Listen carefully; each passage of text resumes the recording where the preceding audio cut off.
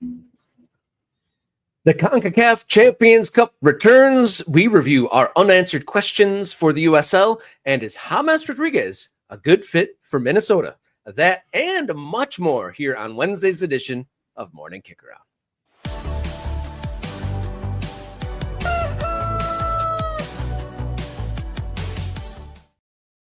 Hello and welcome to the show. You found your way to Morning Kickaround, the show where we dot the map of the ever-changing American soccer landscape.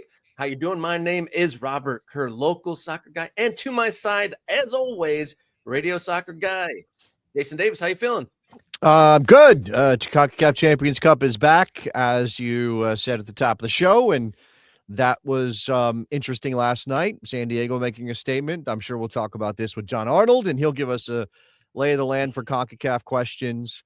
Very interesting stuff happening around USL, and I think we're going to talk about some questions that maybe have answers and maybe some that don't have answers yet.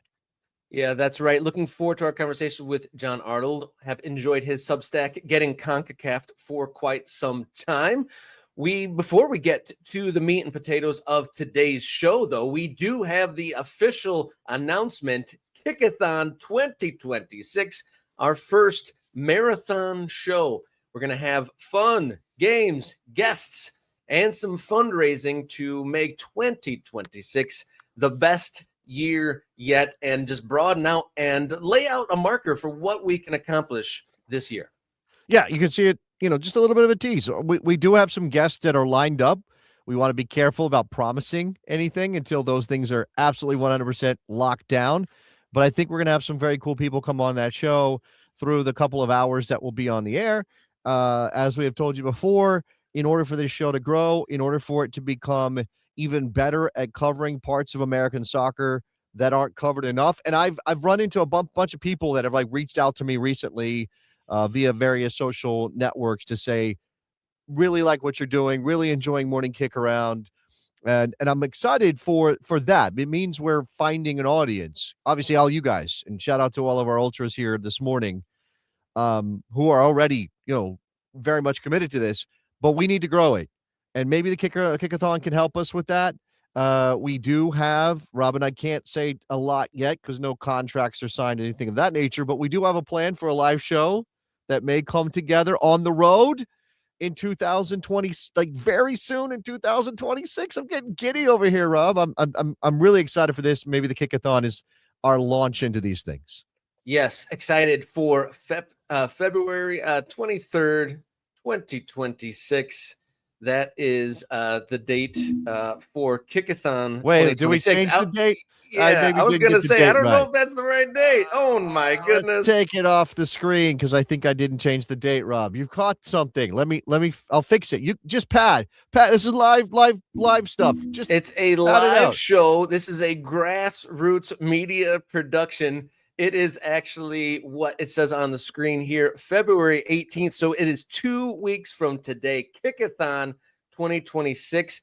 Our goal is 3 hours of, like I said, guests, games, and fun, and some fundraising. And I think we're going to have maybe producer Jenny put some games in the mix. Some special guests have a couple ideas as well. So we'll have maybe an Ask Us Anything. We get to know the hosts a little bit better, but we also get to dip into a lot of the subjects that we cover here on the show with, obviously, we cover local stuff. We cover the USL. A lot of folks say, why do you guys cover USL so much? Well, with the theme of our show, dotting the map, I don't know if there's anyone else dotting the map at such a feverish pace or at an entertaining rate than the USL. But there it is on the screen. Should we clip that? February 18th, Kickathon 2026. Jason, Robert, guests, and you guys. And we are, trying to set the stage for what could be an amazing 2026. There has been talks, some ultra-led conversations about maybe an Ultra Fest, but the plans to maybe do an official fly-out live show is possibility. But what we were able to put together here on February 18th with Kickathon 2026 could really open the doors for planning our summer and how we can best, detail our storylines that we're covering even better so with a little bit more resources at our disposal. Yeah, I like how our now that it's fixed and it says the correct information, I like how our poster says American soccer. Just American soccer. That's what it's all about, baby. Let's go. Yes, Kickathon 2026, February 18th, 2 weeks from today. Put that on your calendars and tell your friends, a special event right here on the show. On today's episode, we do have John Arnold talking Concacaf Champions Cup. We're going to dip into the James Rodriguez unanswered questions of USL's big plans and touch off on today's labor negotiations. They're meeting once again. Before we get to that, we are a podcast as well as a YouTube channel. So if you prefer to consume us on your favorite podcast platform, we are available there. Support us on social media. We're growing on all the different platforms. And if you didn't know already, you haven't already hit the follow button there at Kickaround on all the social media platforms. And if you'd like to write us a note, if you have a big question, the big hold up. Yeah, I'd like to pause on the podcast thing because we have heard from several people. I don't watch the show live on YouTube. It doesn't really fit my schedule. So I listen to the podcast. There are some people that choose to interact with the show that way. I would ask is if you listen to the podcast, give us a rating and a review wherever you listen to it, preferably on Apple Podcasts, but do that wherever you get the podcast to help us out to reach more people. Continue, Rob. Yes, and then you put up the email address on screen there for a minute. Bring that back up because that's a good one. We get some great notes. A lot of people have a lot of like kind of white paper sort of things and their thoughts on American soccer, pro-rel or otherwise, and then business inquiries. That's the best way to get a hold of us if you have any sort of business inquiries here. And so as we go during the show, feel free to become a member, become a donator with a super thanks. And one of the perks of becoming a member is getting your commentary on screen and becoming an active part of this conversation here. I'm going to break a rule about putting non-members on the screen here because we have a Cosmos supporter here. A show at Hinchcliffe when? All right, so this is where you need to do your own campaigning to try to put some pressure on that front office to get your guys out there. Absolutely. Yeah. Lobby the Cosmos to bring us out. You know, we're partnered with the Cosmos because we're doing Countdown to Kickoff with them next episode Friday. Next episode of Countdown to Kickoff, New York Cosmos on Friday. So look out for that. Yeah, look out for that. I think that just about does it. Let's get to the show, Jason. Let's go. All right, Long Balls here on Wednesday's edition. Morning Kickaround. Let's do it.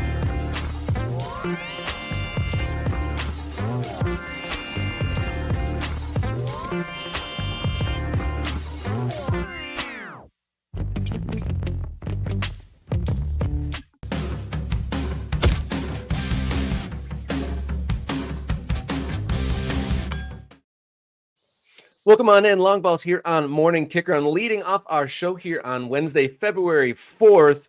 The next installment of labor negotiations between the USLPA and the league office is set to happen today. In the negotiations, the labor side is usually often the louder side, and it's follows form that the league largely stays quiet in these sort of matters. So interesting. Kind of their public address and public facing commentary. The USLPA put a post out on their social media with a quote that got the hackles up of some folks out there in American soccer. Should we see this quote being posted from the USLPA on their social media with a little bit of video from Deputy CEO and Chief Real Estate Officer of USL, Justin Papadakis.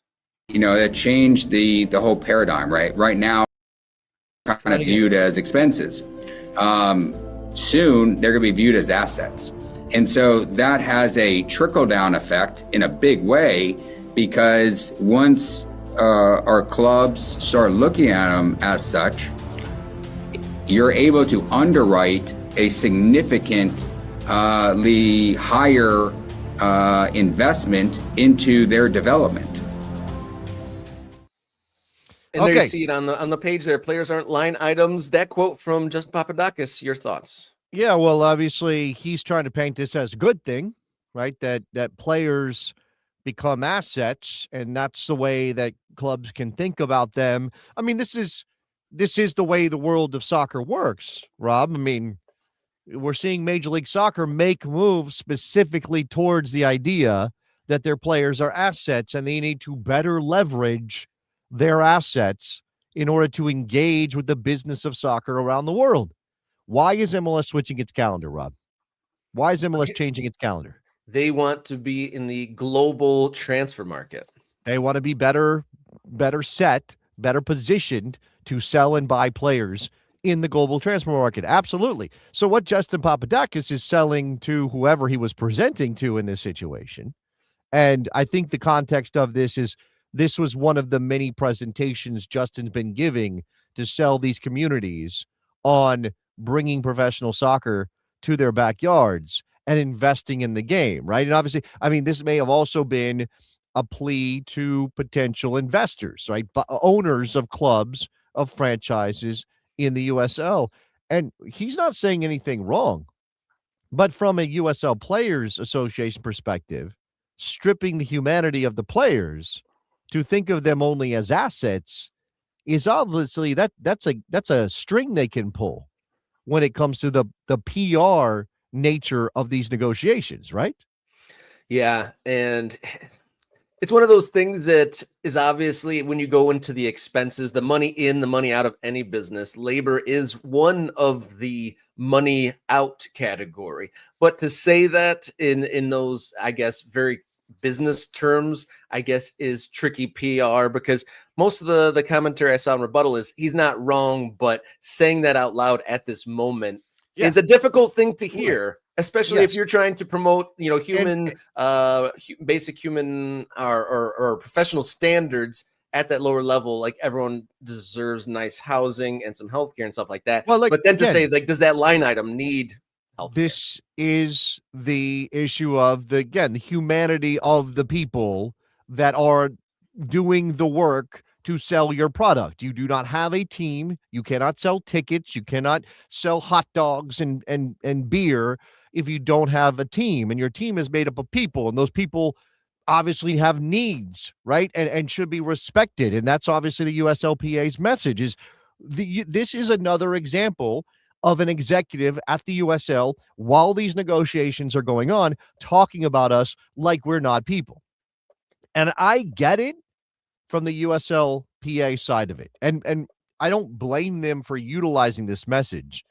But I think if you have any sort of understanding of the nature of the sport, and the players certainly know this, right? The players have to understand this. When you engage in this profession, this is what happens. And I mean, I hate to say that, like, it's a matter of fact way of saying, suck it up, players, but I don't mean they shouldn't get health care. I just mean in this regard, what Papadakis is saying is actually, again, a selling point for the future of USL, because that's the way things operate. Now, you can be angry at the system, right? You can be angry at the structures, and oftentimes we talk about this, right? I don't love the way we talk about player sales and transfers in our game, Rob. Commodities. It makes people feel like, it makes people feel like cattle. It's I'm not going to say a certain word that kind of it evokes, but it does. It evokes some human beings owned by people. And obviously that's not exactly what's happening here, right? They are, in some cases, they are rewarded very handsomely for their efforts.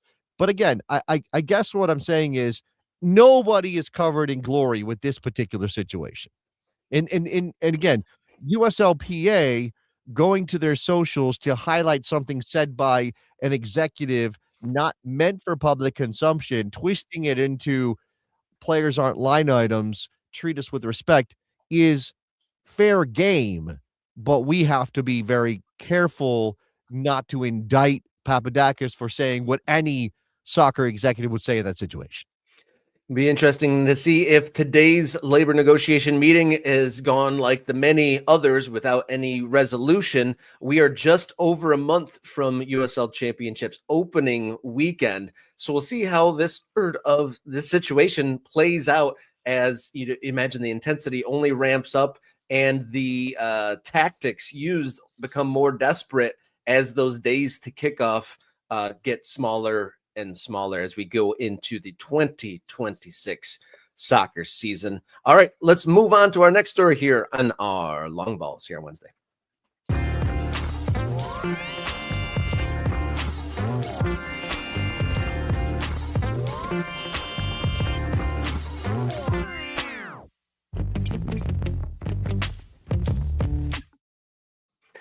Okay, about 3 months ago, we made one of our most popular videos about the unanswered question for USL, as they had at the time presented the grand plans of both a D1 and a Pro Rel system to come. There's about 10 questions we asked at that time. Some have been answered, some not. So with that said, we'll lead in with our first question. When will the first division and promotion and relegation happen? Yeah, so this is a screenshot from the video that we did, which you can still watch. It's still the top video on the channel page. If you look for Morning Kickaround, we scripted this out because we were curious about these questions. And by the way, included in that video 3 months ago is the response we received from USL when we put these questions to them. We didn't say, let's ask these questions and talk about how there's no answers. We wanted to go to USL and say, what answers do you have for us about this stuff? And they had none. They said, we have no updates at this time. We do have updates now. Now, they didn't reach out to us directly to give us updates, but they did publish some updates. Robbie, you made a good point, though. You made a good point. It is interesting. Now, there's a little bit of public-facing activity in regards to Paul McDonough speaking to the press. I've reached out. I've gotten no response when asking for Paul McDonough or Tony Scholes, who's not really on the job until the summer.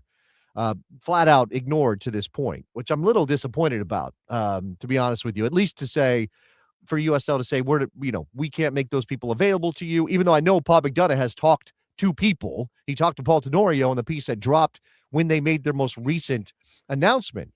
But Rob made a good point. There's been no press conference, right? There's been no video call with journalists who might be interested. The narrative is so tightly controlled that it makes you wonder about the way they're doing this. I'm just saying it's going to invite questions. So let's address the questions that we put up in the video and where we are now. When will it happen, Rob? Well, we do have the answer to that. It looks like the Division 1, the USL Premier, is set to start in 2028. As far as the promotion and relegation aspect on that, I don't think we have anything concrete just yet. No, we absolutely do not. As you said, 2028. It identified in the most recent update. I will remind you that when they made the original announcement, they were a little more wishy-washy and said 2027, 28. So I think it's pretty clear that they threw that out, hoping they could be aggressive and maybe get things together for 2027. Went, well, actually, no, we're not going to get there. Let's kick it back a year. So now it's 2028. What about number 2 here? How many clubs will be in each of these new divisions? Specifically, we do have an answer for the top 2. Yes, we do. 20 and 20 is what they told us. Now, that's full build out. Eventually, long term is what they described it for Division 1, right? And we know, and the PLS will be involved in these questions too, but we know via the PLS, got to have 12 in year 1, got to have 14 by year 3, and then from there, whatever you want to do. It doesn't say you have to get to 20, but their target is 20. Now, again, when we ask the question, it feels like we should be able to give a firm answer, but we kind of can't.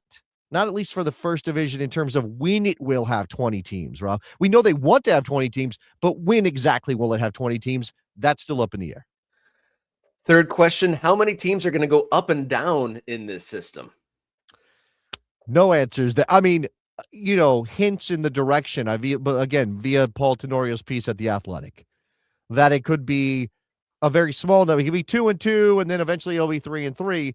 But as we said, if you're populating a first division up to 20 teams over the long term, when you're not going to have that initially, then what you're talking about is probably promoting teams as they're ready into the first division until you get to 20, and then enacting what will be your permanent approach to Pro Rel. That is what I would guess. And I'm sure that they are still knocking around ideas on what that actually looks like, Rob. And this is the sort of thing that a press conference or an open call to journalists, they said controlled narrative. You ask a handful of reporters, they're going to poke some holes and maybe find some Swiss cheese elements to this. But we move on. Next question we pose to USL: what exactly is the process for clubs that win promotion but don't meet PLS standards?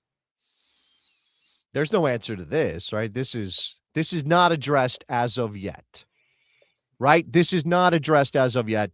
That doesn't mean they don't have some sort of idea of what they will do with this.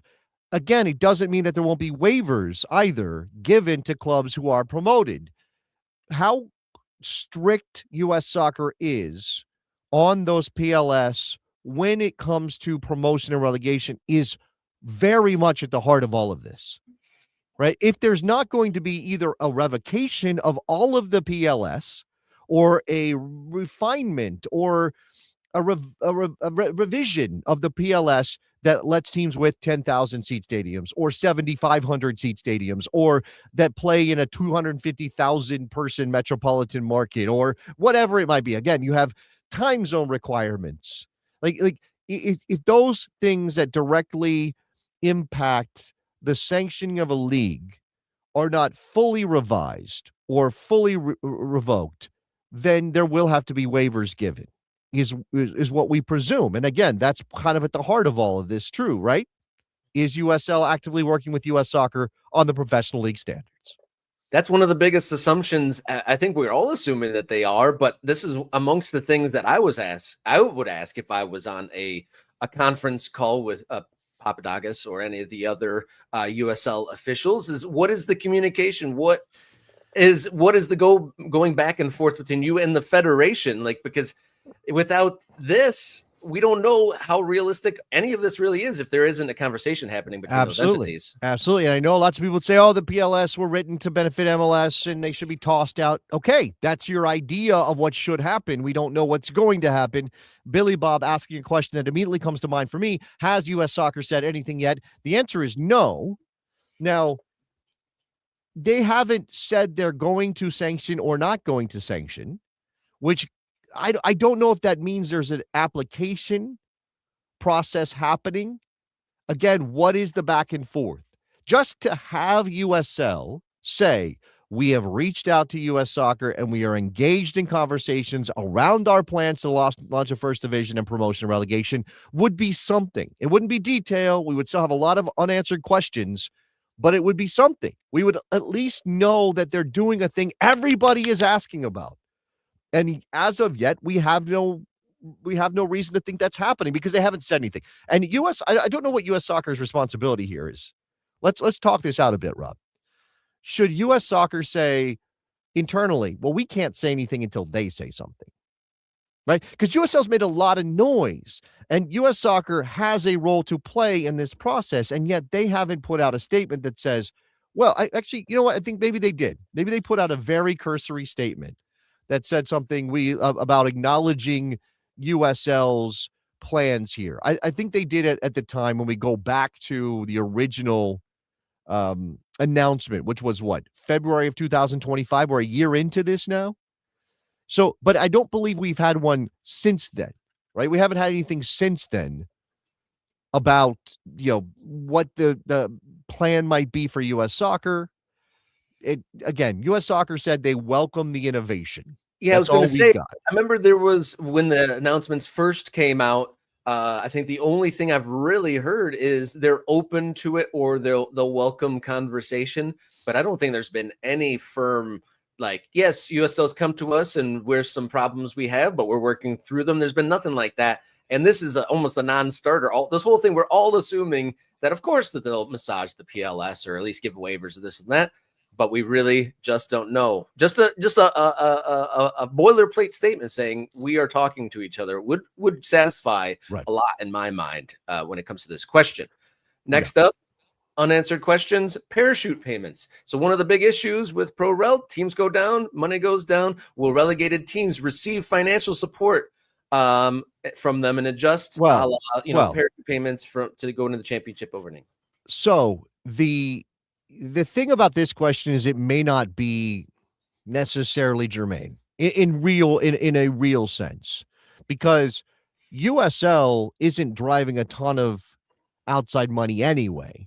In fact, you'll find people who tell you the way USL makes its money is off of expansion fees, more or less, right? That's the way the money comes into the corporate entity that is USL.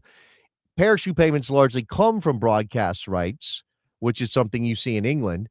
There's also a very distinct possibility that yes, there could be a significant increase in expenses when you go up, but when you go down, you may not actually have that much difference. It may not be a big drop in your revenue, depending on how fans respond. And I think there is something to be said for just we don't know exactly what that looks like.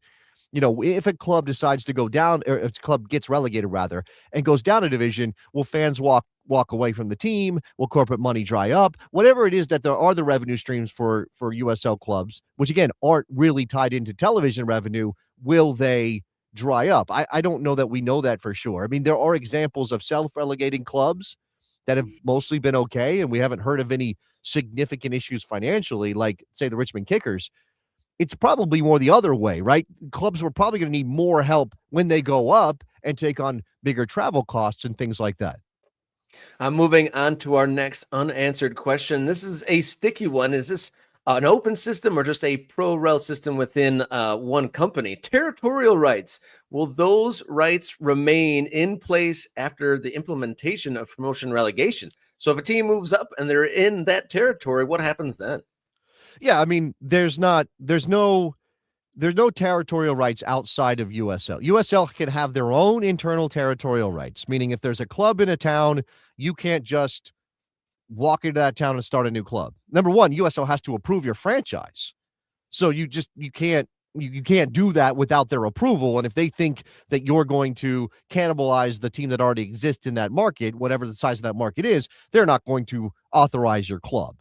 But there is something to be said for the idea that pro-rel is, or at least pro-rel moves in the direction of an open system. This cannot be an open system because it's one league or one league structure within the wider picture of American soccer. They're not tied into MLS and they're not tied into USL US Soccer rather having a pyramid. So would there be an opportunity for, say, a USL 2 team in a given market? Because with USL 2, if you're talking about summer amateur teams, you're talking about a much lower level of entry. You're not really threatening the commercial opportunities for a professional club in the same area. But if that USL team decides it wants to go pro and they suddenly want to go USL 1 and they say to the league, hey, we want to go pro. We want to engage in this pyramid. We want to go up. We want to be a first division team one day. How will USL handle that? I think those are still kind of, even though I don't think they're the most important questions, it is a question. Once the system is in place, will new clubs have to enter at the bottom of the pyramid in League One? Yeah, that's a good one. This.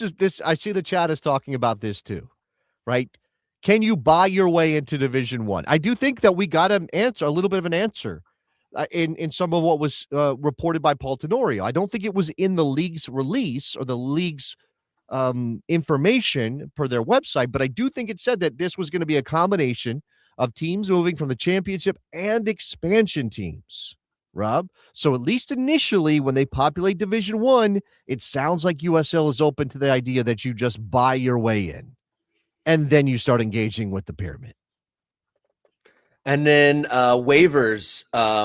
How many PLS waivers is USL expecting to request from the federation? This is maybe a little out of order because we probably should address this when we asked the question of whether they're engaged with US Soccer on PLS. This is unknown. This is just unknowable, right? This is unknowable until they get to the point of, here are the teams that we want to launch first division with. Here are the teams that we want in the second division. Here are their stadiums. Here are their marketplaces. Here are their whatever the details are, right? Moving these chess pieces around and trying to figure out what exactly it looks like is probably not done yet, especially if they are imagining that they will find new expansion franchises to populate their first division. That you can't know what that looks like yet. We don't know what their stadiums are like. We don't know what again, their owners have to have a certain level of capital in order to meet the PLS, all of those things. So our final unanswered question, the Division One application process. How many clubs have applied so far. And we haven't actually heard from the league who's applied, but through parsing through what clubs have stated and released, we do have a cursory list of a handful of teams. Yeah, it's interesting to me that again, USL controlling the narrative on steps forward from the original announcement back in February of last year to where we are now. And yet again, because the clubs are independent, right? Their franchises operating within USL, but they're independent from the league in terms of messaging.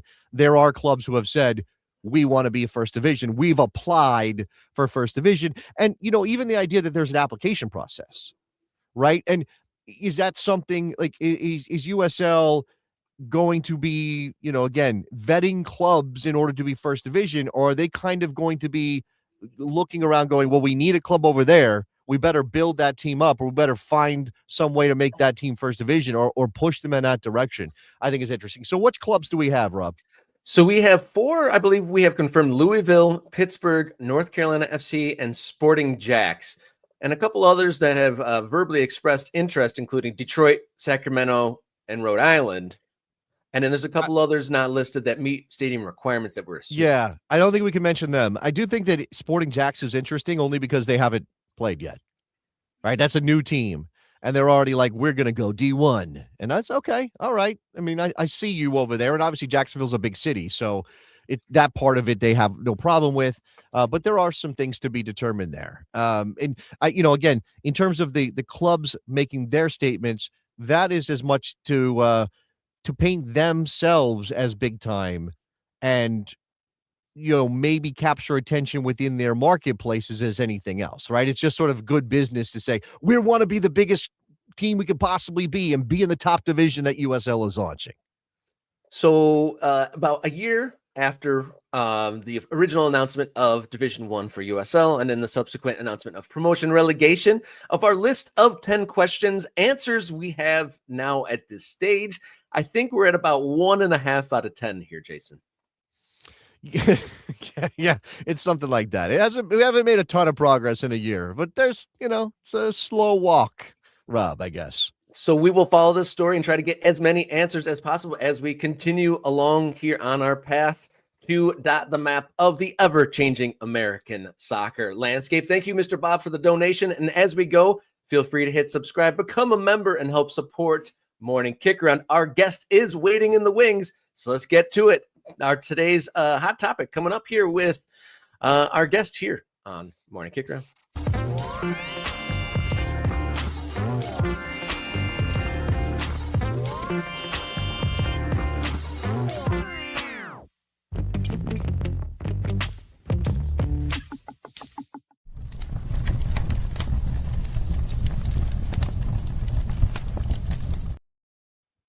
Morning. On today's hot topic, we welcome the return of Concacaf Champions Cup. And to get the details on the 2026 edition and what the future may hold for this competition, we welcome in John Arnold, expert in North American soccer. And you might know him from his work getting Concacaf. Welcome in, John. Thank you for joining us here. Hey, good morning, guys. Always good to be back.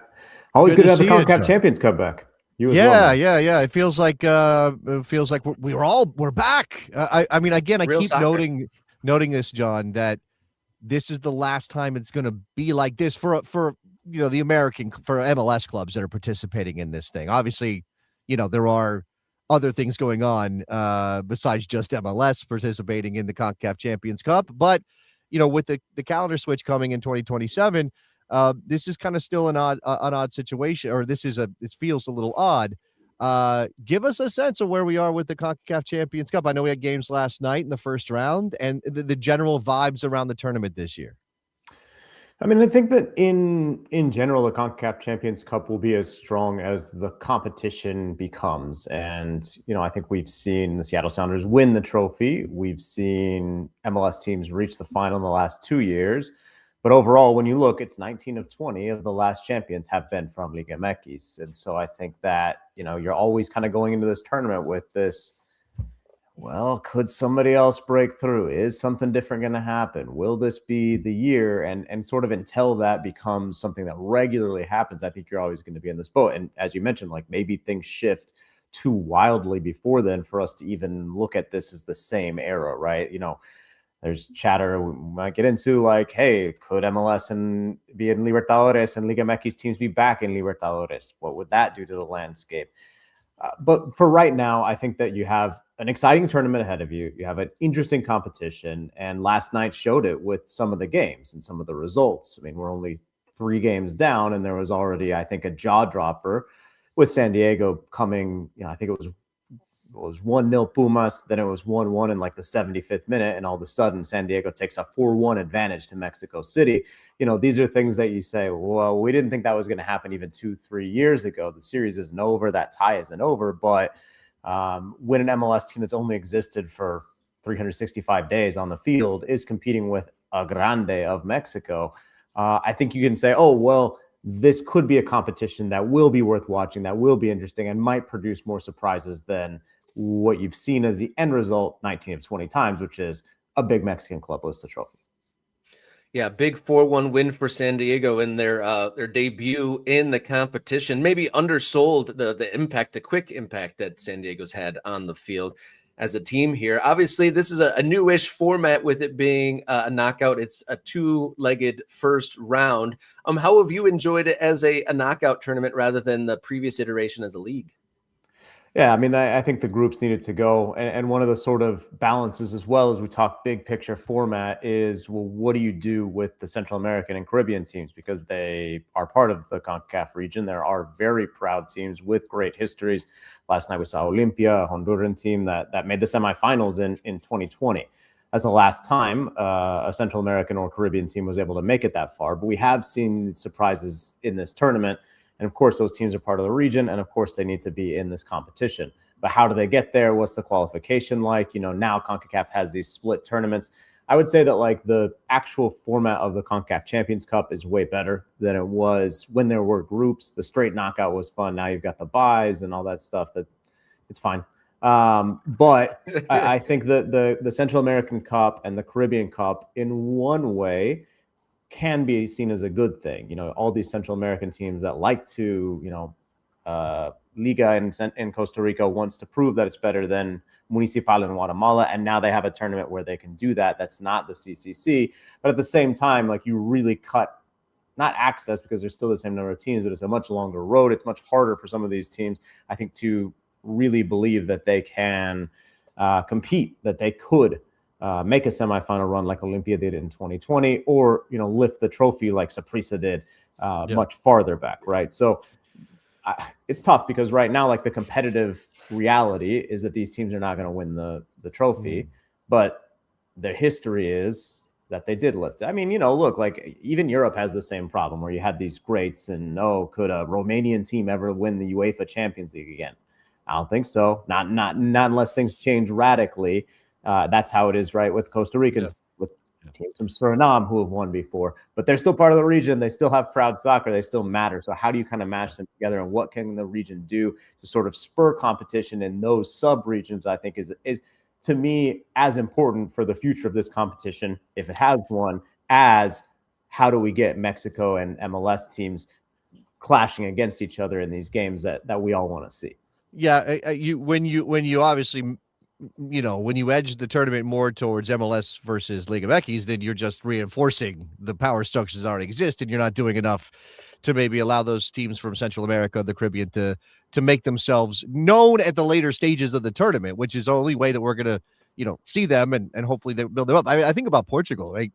Can anybody really imagine a Portuguese team winning the Champions League again? Probably not going to. And it happened in our lifetime, but it's probably completely out the window at this point. That's very interesting. The way this is playing out from an MLS perspective, and with obviously Leagues Cup having happened and then kind of been scaled back, and we're not quite sure what the future of that tournament is the Champions Cup feeling again like the thing? I mean, it is the preeminent tournament. Let's not pretend like Leagues Cups has passed it, but I think there are people who would say, well, MLS and Liga MX tried to undercut it. How has that gone? I mean, I think that even like something that like, look, I watch Morning Kickaround. I know the audience. I see the folks I see the ultras in the comments, right? We are people generally who love the lower division game, who love every level, the game being respected in all markets. You guys dot the map and you say, hey, you know, Raleigh, North Carolina, and Memphis, Tennessee are as important as New York and Mexico City. You know, even something like the Club World Cup that I think those types of fans do not like, I think has re-energized this tournament, because now the CONCACAF Champions Cup not only gives you the trophy, bragging rights for being the best team, it gives you this entrance to a much expanded tournament that everyone wants to be part of, and that gives you a lot of money, right? So the fact that all of a sudden you have this big prize at the end, like Inter Miami is saying, we want to win CONCACAF this year. Yeah, sure, we'll win MLS Cup again. Yeah, sure, we'll win the Supporters Shield again, but like top prize, CONCACAF Champions Cup. Toluca in Mexico, Liga MX back-to-back champion. They're like, what's next?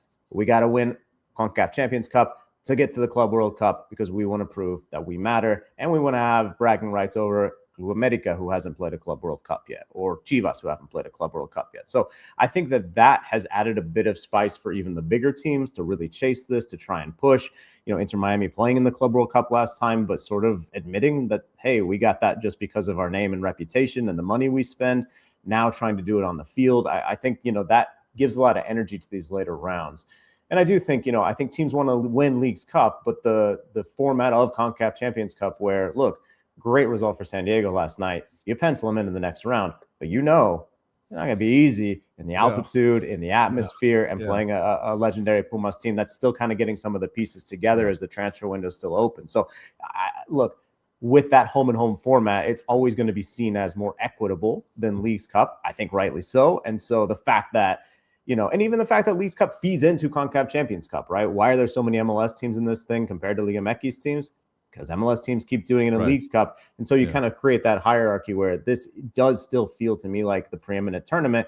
And now there's that extra spice to try and really, really push and win the trophy. Well, look, we're all sickos, right? We like seeing Mexican clubs have to go play in 10-degree weather in Hamilton, Ontario. We like the idea of San Diego thumping Pumas in San Diego, but having to go play to Mexico City, where it's going to be a completely different. Like, I enjoy that. Obviously, in the modern era, as the Champions League has become the dominant soccer property, as FIFA has moved into the Club World Cup and tried to expand that to get their own piece of that pie, I'm sure CONCACAF is constantly thinking about all of these things, John, and that is certainly interesting to me. And it's been mentioned. You mentioned it here. We had somebody else in the chat bring it up. I was reading the report, the supposed report on CONMEBOL offering something to Liga MX and MLS specifically in the Libertadores.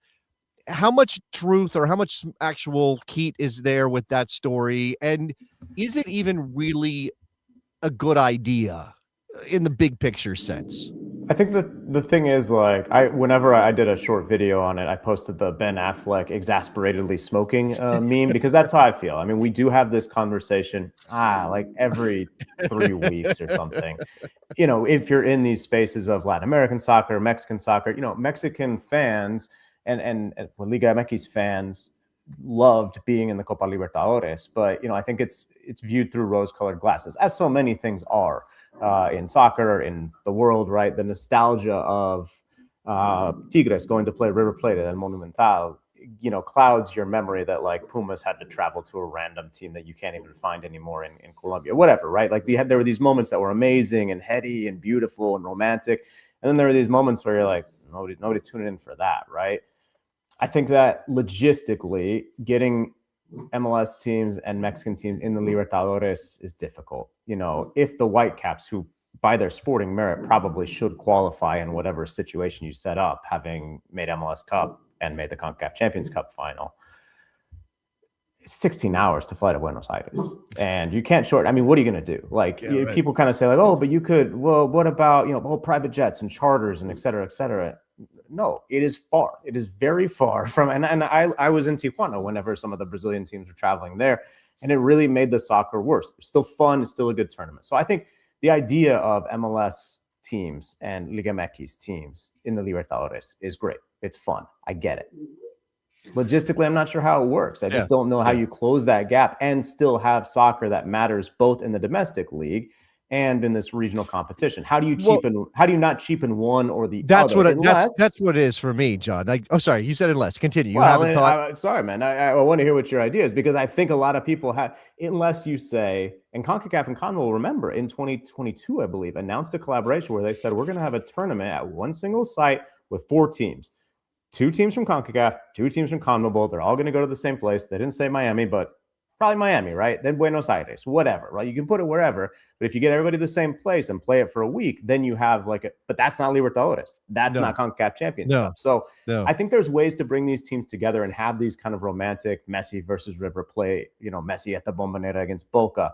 But, Jason, I don't know exactly how you get the logistics right and still stay truthful to what a continental championship is. Yeah, look, and I'm a realist. Like, I understand that everybody, whether you're in CONMEBOL, CONCACAF, whatever, they're all, and this has been the driving force behind MLS for the past 30 years, or at least once they kind of get out of there, we might fold any day period, which is, how do we, as a league, as a country, as a region, geographically locked out from playing against the biggest clubs in the world, or even the biggest clubs in our hemisphere, how do we figure out a way? And that's what Leagues Cup is, right? Leagues Cup is a way to try to break out of the restrictions that are placed on Mexican and American soccer by the geographical restrictions.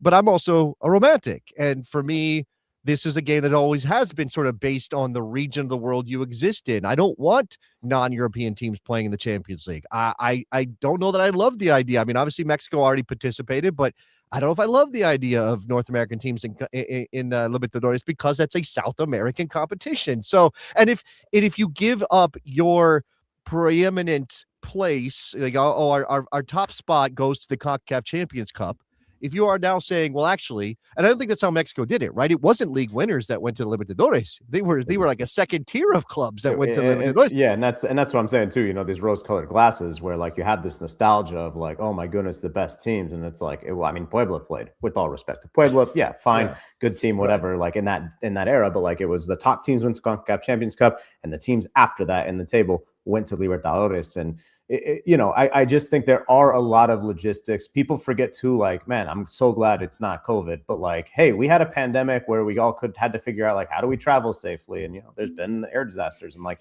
it's not, you can't just snap your fingers and say Messi's here unless that's all you want. If all you want is Messi to play in Libertadores, you can, hey, we got a special pink ball and it's going to come out and it's going to go in this group and these games are going to go in these, and you can do that.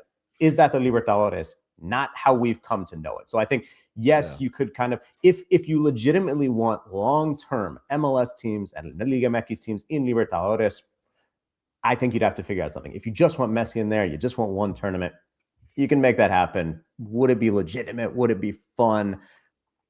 Probably not legitimate, probably a lot of fun. So, it kind of, pick your pleasure, I guess. Yeah, maybe I'm just an old guy shaking my fist at the clouds that we're not going to do it the way we're supposed to do it, right? And that's the thing. Maybe we're not. Maybe we have to be adaptable. But they feel like there should be some lines that you don't cross, which is basically like handing a spot to a club because they happen to have a famous player or the most famous player. That doesn't seem right to me.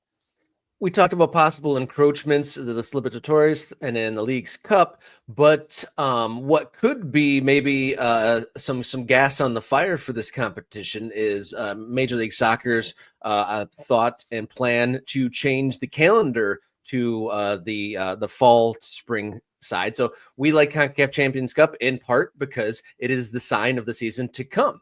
I mean, Concacaf Champions Cup, and that means we're just a few weeks away from Major League Soccer returning. So with the plan to change to the fall to spring calendar, Major League Soccer would be in the middle of their season potentially at that point. Does that change the focus of Major League Soccer teams on this competition? I think the calendar switch could help some, and I also think that things are already changing. I mean, if you watch the San Diego Pumas match last night, I think traditionally you've seen the Mexican clubs really be strong in that last 10, 15 minutes where their fitness is up, and last night it was the opposite. Like San Diego looked fresh. Their changes were fantastic. The fact that Vasquez and Maiton, the substitutes, both scored. They both helped set up other goals. That sort of refresh. And they talked about why aren't MLS teams able to compete? The depth. I think you're really seeing some things start to change, and some of that's credit to specifically what San Diego did, but some of it is a trend that we've seen, like with the Vancouver Whitecaps twice going to Mexico and winning. Columbus Crew, they went into Mexico. They didn't win the final, but they're able to get to the final, beating some very historic and prestigious teams. And I think you see the MLS teams are starting to get more depth.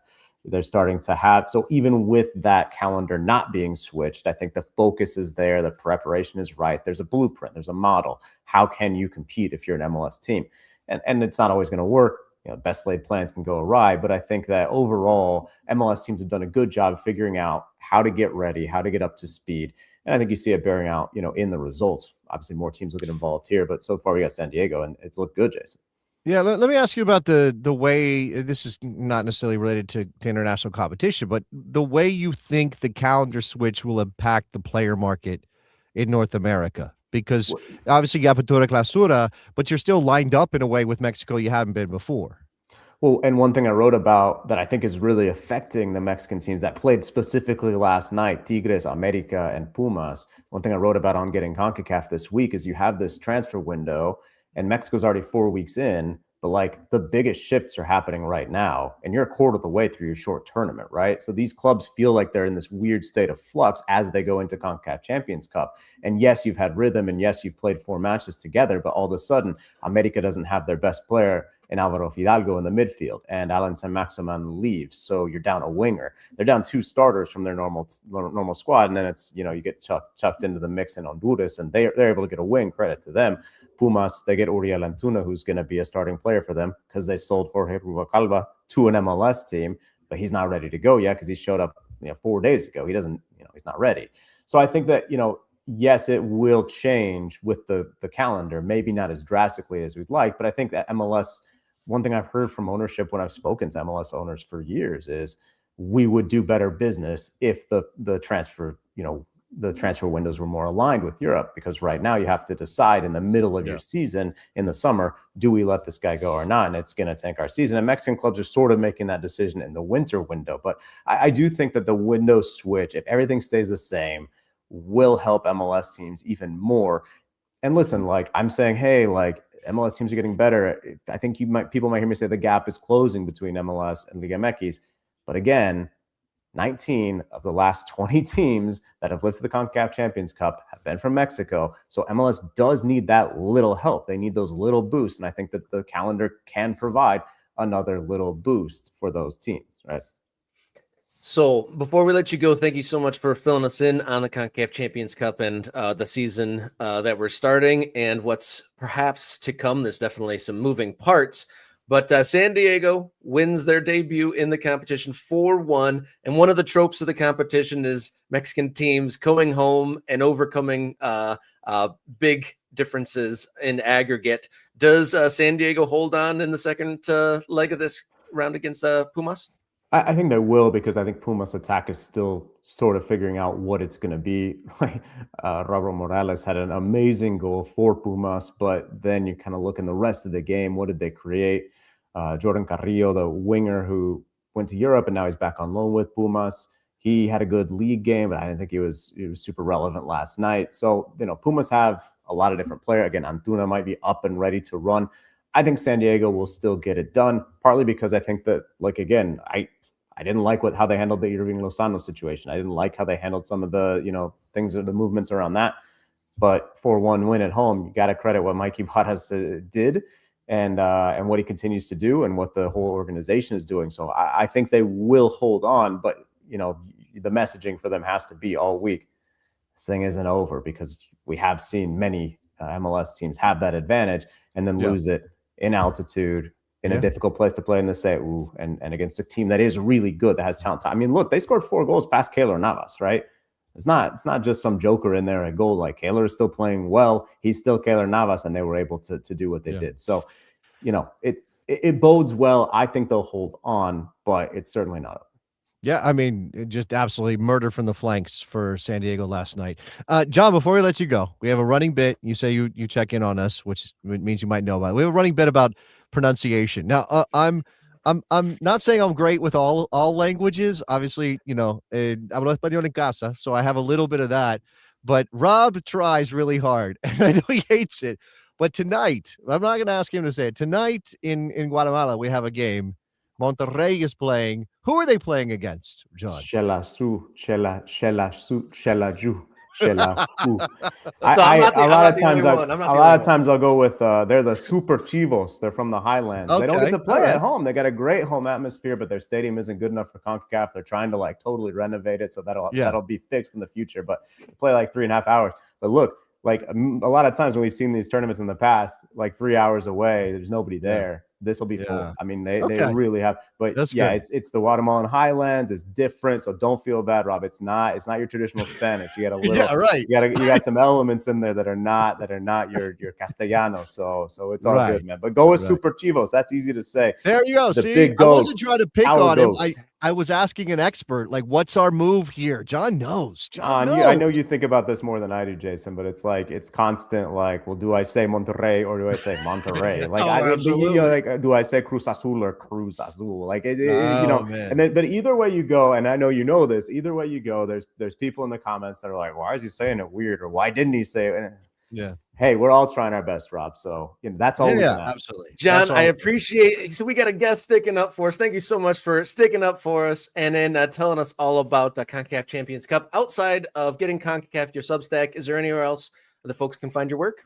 Yeah, I do short vertical videos on TikTok, Instagram, and YouTube, which you can find on John Arnold FC. I was going to spell my name, but I guess it's right there, unlike our normal radio conversations, Jason. And, I do some shorts, and then I've got a long-form horizontal video travel series, guides to the World Cup cities in Mexico. The first one is in Guadalajara. It's out on that YouTube page. The second one, I'm not going to tell you where it is, but it'll be out at the end of February. I'll be traveling.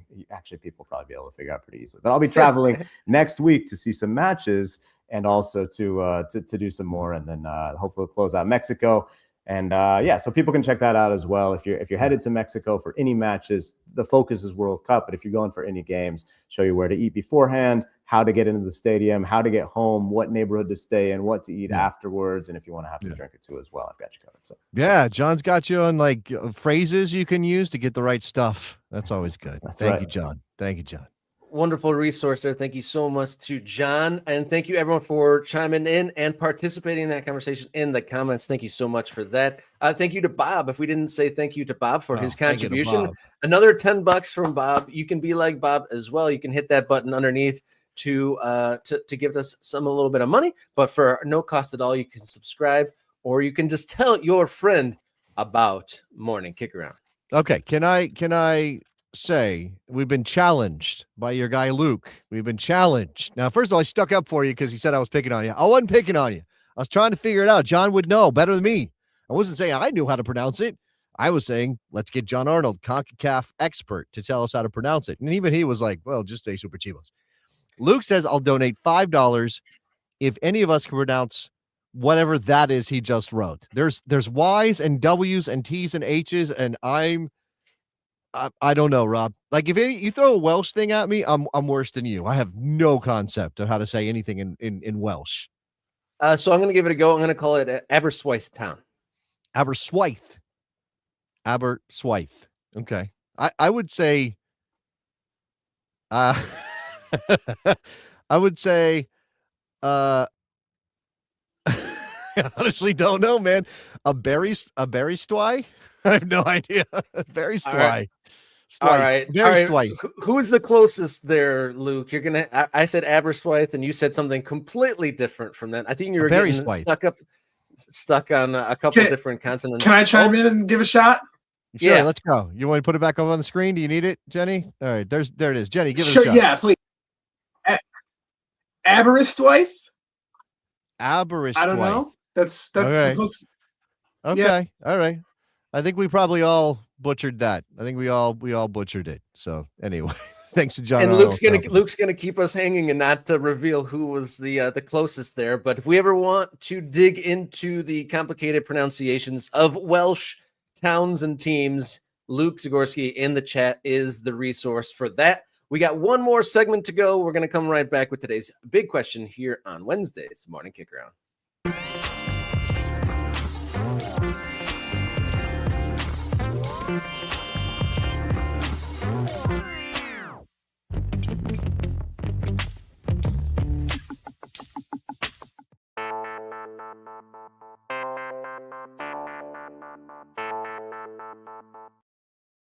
Our big question to wrap up our day here on Wednesday with the news in the ether of one James Rodriguez, Colombian international, on the plane saying, "Here we go," rumored and linked heavily with Minnesota United. Quick question. Do you think James Rodriguez is a good signing for the Loons?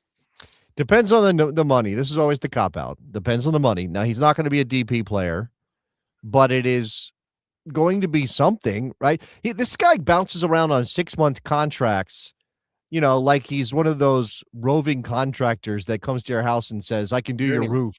Yeah, I mean, most people are, maybe those people are shady. I don't know that James Rodriguez is trying to be shady, and he's certainly good looking. We know he's a talented footballer, but at this point, I just don't know what he's delivering. I want it to happen because it'd be intriguing and interesting. And my joke over on Blue Sky was that you now have to call him Hot Dish Rodriguez instead of James Rodriguez. That's all I care about, Rob. Just bring me entertainment, and I think this would be entertaining. Yeah, he's definitely, you definitely could categorize him as a journeyman. He hasn't been at a team for more than a single season since 2019. And his residency or his time at Everton, a bit of a fever dream for Everton fans. I don't think that there was ever any fans in the stadium for him to be an Everton player. So arguably one of the most talented players to ever don the colors, never seen by fans. Yeah, it's wild. Which is interesting. It's wild that the modern history of Everton Football Club somehow includes James Rodriguez and Carlo Ancelotti. What? What? Yeah, the Real Madrid legend and the current Brazilian coach spent time on the sidelines of Everton. That definitely is a random trivia question, but for context, James Rodriguez out of contract. His last team was León in Mexico. That concluded in December, so he hasn't been on a team for over a month. And then prior to that, he was on Rayo Vallecano, then Sao Paulo, Olympiacos, Al Rayyan, and then Everton, and then Real Madrid. This man is dotting the map all by himself. Maybe he's just got a wanderlust. Maybe James Rodriguez it's like, you know what? I've always wanted to visit Greece. I'll just sign with Olympiacos for a little while. I've always wanted to go to Mexico. I'll sign with León and check out Mexico and eat Mexican food. Who knows? He could just be, getting the cultural flavor of all of those places. And that's why he's so happy just to bounce around and sign short contracts. That's a good gig if you can get it. If you can definitely tour the world getting paid to be a professional soccer player. That's wild. And we haven't really heard anything about him being a bad locker room presence or anything. I mean, is he being tossed aside just because of him being a bad teammate? I haven't heard anything about that. Maybe his wages got too high too early, and so while teams like having him in the side, maybe he's a little expensive. It looks like, but going back to the job if you can get it. So I am interviewing for full-time jobs right now, and I was posed a question: if money was no issue, what would you do? And I said I would be a soccer anthropologist. I would, wherever my fancy took me, I would go to that place, go see games and dig in and learn all about the culture and the history of that place through their soccer. Yeah. And that would be interesting. Maybe that is what James is doing. He is becoming a soccer anthropologist. Yeah, you just want to be Anthony Bourdain for soccer, which everybody, how many times somebody has been in a boardroom or talking to a media company or somebody and been like, "Oh, we're going to do no reservations for soccer. It's going to be amazing." And I would support you in that endeavor, Rob. I would want to do something very similar. Yes, I'm interested in all that stuff. Maybe that is what's going on with James. I mean, Minnesota is an interesting choice. It's not the obvious one. I do obviously think it's an interesting place. It's also an interesting moment for James to be considering Minnesota. I mean, let's not pretend like the real world doesn't have some impact. In fact, we didn't get into it, and it was, we kind of had to be careful with it on the radio show that I do with Eric Winalda, but we've heard that Minnesota United has struggled to sign a couple of players because those players have looked at the situation in Minnesota and in the country and been like, no, I don't think so.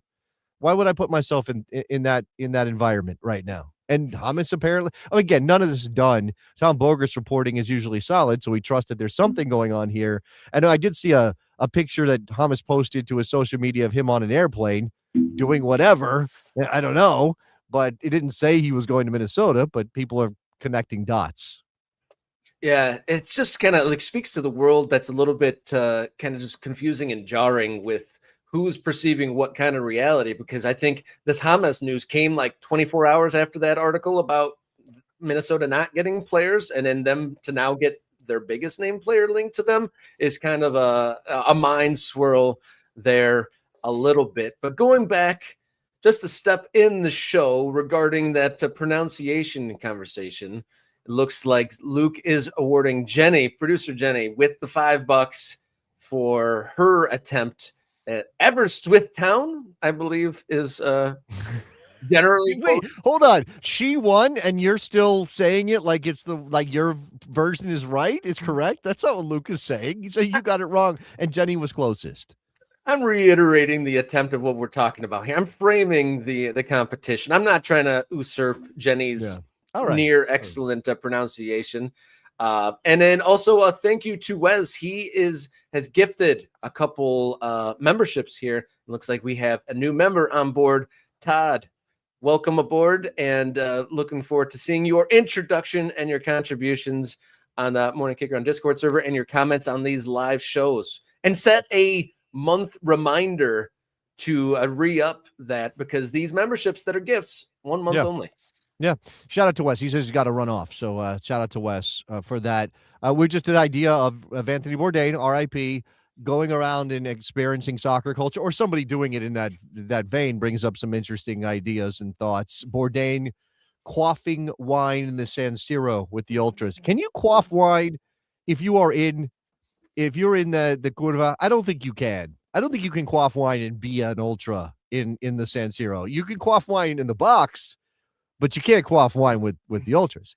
I also, this did remind me though, Rob, and I don't have the video. I wish I did. I wish I had prepared it.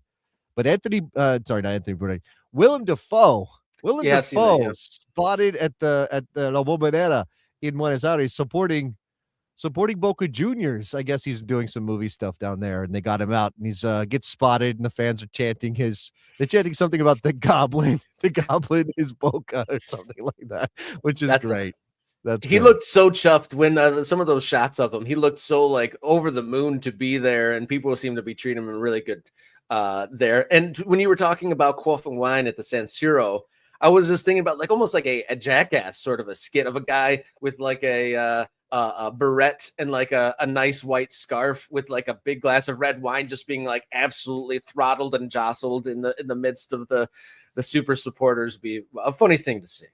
Yeah, sure. I mean, there's some comedy there. But yeah, James Rodriguez in Minnesota will be fascinating. I kind of hope it happens. I don't know that he would be the most effective player. And I'll go back to what we had earlier, the comment about the 6-month contract at the beginning of the season, when that doesn't, that just takes you to the summer. It's pretty clear that if James is signing a short-term contract like that, Minnesota is not convinced that he could be a player for them all year long, or he just cares about getting ready and playing games ahead of the World Cup.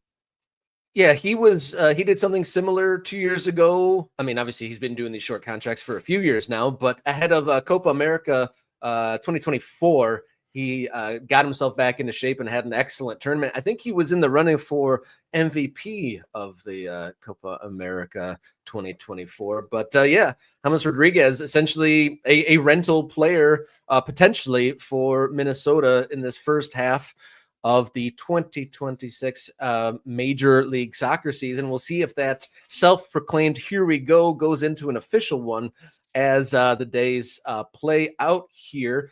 We should probably bring up Kickathon 2026 again before we get out of here. There we have it on screen, February 18th, Kickathon 2026. We're going to have guest games and a whole lot of fun and some fundraising, and in kind of a 3-hour show in an effort to raise some funds, have a whole lot of fun, bring more people under the tent, and kind of like set the platform for what we can accomplish as a show in 2026. Yeah, I think we're gonna sort of baldly lay out some of what we want to do with this show and give you guys a sense of where we are in the growth of the I mean, this is without you guys, this doesn't exist. We can't keep going. We can't go to places and do live shows, which is absolutely part of the plan. You know, everywhere I go, I'm talking about Anthony Bourdain style soccer content. I want to do college game day style soccer content. And I don't want to do that with the U.S. men's national team or MLS. I want to do that in places like Portland, Maine, or Chattanooga, Tennessee, or Albuquerque, New Mexico, or, Lancaster, California, or wherever. Like, I want to do it in these places that aren't getting the same kind of attention as these major metropolitan areas with their MLS teams. And I think we can do that with a little bit more support and with some things that are happening behind the scenes. So this is going to be kind of our launching point. We could do a Kickstarter or GoFundMe or something like that. And I don't know, maybe that is something that we have to consider down the road. But we also want to just give you guys more opportunity to talk about the stuff you care about on this show, on this platform, and use that as a way to help get us to the next level. Right? Yeah, that's exactly. Couldn't say it any better myself. Morning Kickaround's Kickathon 2026, February 18th, right here. Same place, same time, but with a much longer run time, many more guests, and the addition of some games in the mix and some surprises, I'm sure, as well. All right, I think that does it for today's live stream. Be locked into the channel.